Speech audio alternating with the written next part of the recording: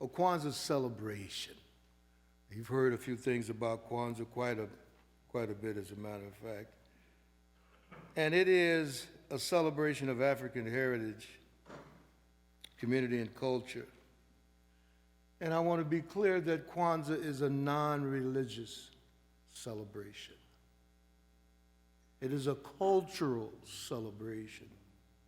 And from where I sit, if I just said Africa every second for the rest of my life, it would not be enough. You see, there has been this, what I call the Greek Wall, the Western civilization and education which I was brought up in, and I dare say I would imagine you too. And there's this mythology that everything began some version of what I call the spa boys. That's SPA, that's Socrates, Plato, and Aristotle, who I hold in dear as brilliant fellows. But I also know where they went to school, and you should know also. And it wasn't in Norway. You see, it was in Egypt. It was in Africa that they went to school. Of course, all the great scientists now, even Discovery Channel and Nat Geo, to put the word out, your folks came from there too.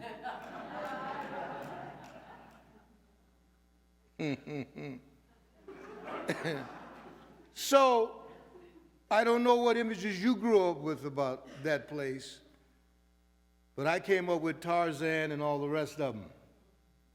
And I dare say you did, but it's much more than that. Like I said, if I just said that word from now until I turn pink, it wouldn't be enough. But to keep it in the Kwanzaa vibe, there's a Matunda ya Kwanza is the name of Kwanzaa in Swahili. Matunda ya Kwanza, and it simply means first fruits. And that's in Swahili again, a Pan-African language. We've got, see, when we speak of Africa, Africa is not a country. There are 54 countries located on that continent. About 4,000 different languages are spoken there. So we choose Swahili because there are about 1 million folks who speak that one.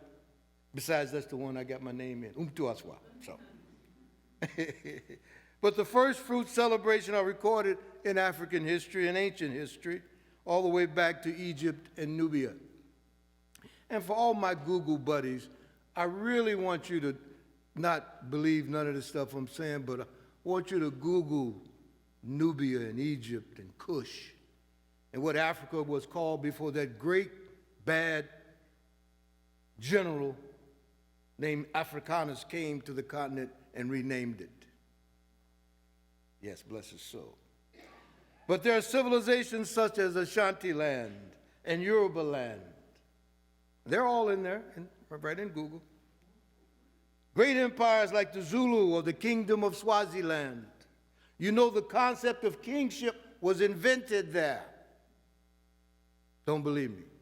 Google it. So there are 5 fundamental activities of continental African first fruit celebration, basically 5 elements of it. There's the ingathering. There's the reverence, the commemoration, the recommitment, and we never forget, as African folks do, the celebration. We be a party people. We got to do the work. But you know, got to have a little break time. So Kwanzaa then is a time of ingathering of people to reaffirm our bonds between and amongst each other. It is a time of special reverence for the Creator and creation, and we give thanks and respect for the blessings, the bountifulness, and the beauty of creation. My latest thing is about trying to get a head around who I call sometimes the great script writer in the sky. Bless her soul. Oh my, she's a mess. But the concept of, I don't think I can get my head around it, but for sure I don't think it was a dude. I did. No. But I'm staying open. But my point was that my favorite latest thing in my little silly head is 5,000 frogs. 5,000 frogs. So far, scientists have been able to discover 5,000 different species of frogs. That's just frogs. What kind of, no. So I tell my friends who right now sit there between Switzerland and France and something called Project CERN, and they're splitting those atoms. You know about that. Looking for the God particle. I say, Mikey, give it a break, Mikey. It's not going to happen. Honor the wisdom of the native folks of this land. They say, Rudolph, relax. It's a mystery. And there are some things, believe it or not, that even you will never know. 5,000 frogs on this planet. You know how many planets. You know about the solar system. 100 billion in the billions of galaxies. Cut yourself some slack. So, a time of recommitment. It's a time of recommitment to our highest cultural ideas. By the way, culture, we spell it K-U-L-C-H-A. Culture. Cultural ideas in our ongoing effort to always bring forth the best of African culture, thought, and practice, and a time for the celebration of the good. It's just a time for the celebration of the good of life, the good of family, the good of community and of culture, the good of the awesome and the ordinary. In a word, the good of the divine. So, Kwanza has developed kind of in this flourishing, at a minimum 100,000-year scenario that we can document. Of course, it goes back millions, but we don't have enough time today. But just within that, Kwanza has developed as a branch of that, and it bears special characteristics, not only as an African-American holiday, but as a Pan-African one too, for it draws from the cultures of many different African spiritualities and cultures. Excuse me. These different African folks, it speaks to us in a special way.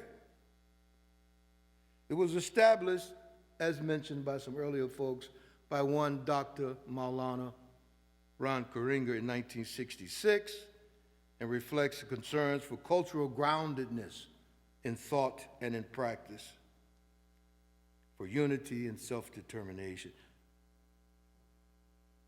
Digress. Reverend Christine mentioned Hanukkah. And I was saying to some friends of mine, you know, because I read minds on the side. And when I bring up Kwanzaa and I see that vibe and I feel that thing, I say, if you hear the word and someone invites you to a Hanukkah celebration, do you feel the same way when I say Kwanzaa? Is there some apprehension or something that comes up, any doubt? I don't want to answer, I just want you to contemplate. Well, I can go to it. Well, my friends, my Jewish friends invite me to a Hanukkah, or they invite me to St. Patrick's Day. I go drink some green beer, and it's all. What comes up in your heart and soul when you get invited to Kwanzaa? I'll leave that like that. So, this is an expression of recovery. Recovery. None less than old Pete Buttigieg put it out there this week. He talked about, I saw him raise a dollar bill. Somebody asked him about, we'll say a scary word, reparations. And Pete said, yeah, I'm down with reparations. He don't talk like me, but that's just my interpretation. You can go to CNN and check the real quote. But he explained this is $1.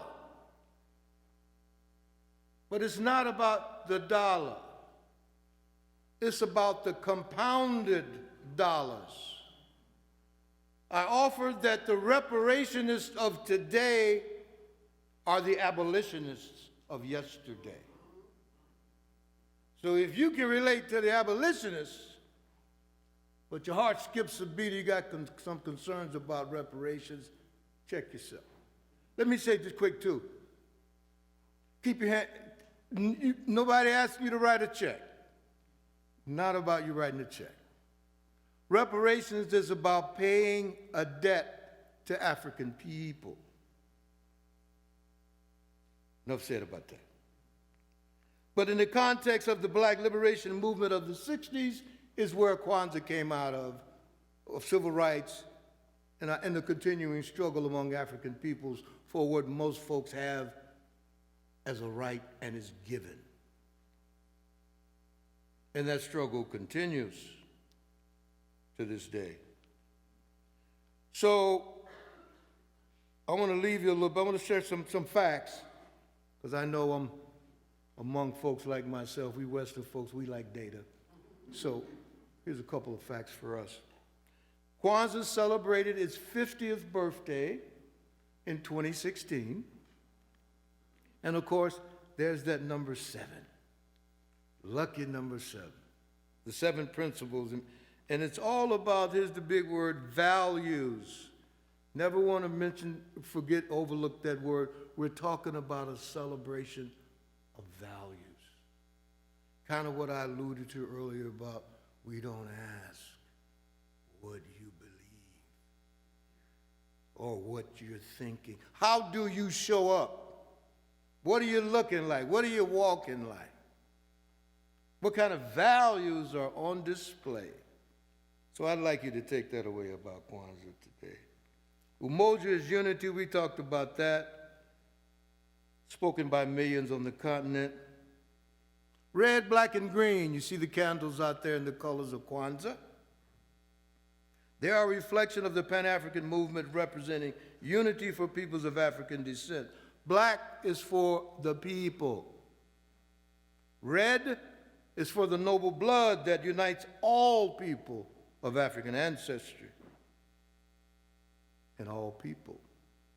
And green for the rich land, the motherland of Africa. The first U.S. postage stamp to commemorate Kwanzaa was issued in 1997. Yeah. There have been 5 designs released since then, the most recent being in 2016. Kwanzaa is rooted in African culture, be clear. And I want to say with the loudest megaphone as I can. However, people from all racial and ethnic backgrounds are welcomed to join in the celebration, in case you had any doubt whatsoever. One important element for us to remember, and this is the home run. The concept of Kwanzaa was funded by Unitarian Universalists. Ooh. Yeah, y'all did it. There was this little radical shaved head African American running around with his little wild radical self in California with an organization called US. Changed his name. I don't know what his real name, probably something like Anthony Johnson or Sam Kirkland or Willie Jackson or something like that. But he changed his name to Karinga and hooked up with some Unitarians. One in particular named Mtangulizi Sanyika, who I've had the pleasure to meet and hang out with. And he was just honored at the 50th anniversary at the GA of this thing we call UUA. And he spoke to the Black Exodus, is what we call it. UUA calls it, black folks walked out. We call it the Black Exodus because in 1969, 4 years after the Reverend James Reeb, how many people know about that name? Yeah, we know James Reeb. You should know that name. This is the white minister who heeded the call of Martin Luther King to come down to Selma. And he came, along with about 200 UU ministers. James Reeb lost his life there.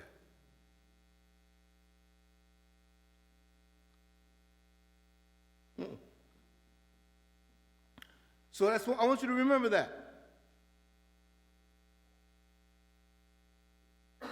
But this organization funded the research in the beginning of Kwanza as a celebration, as a tingman, and it came to be known as Kwanza.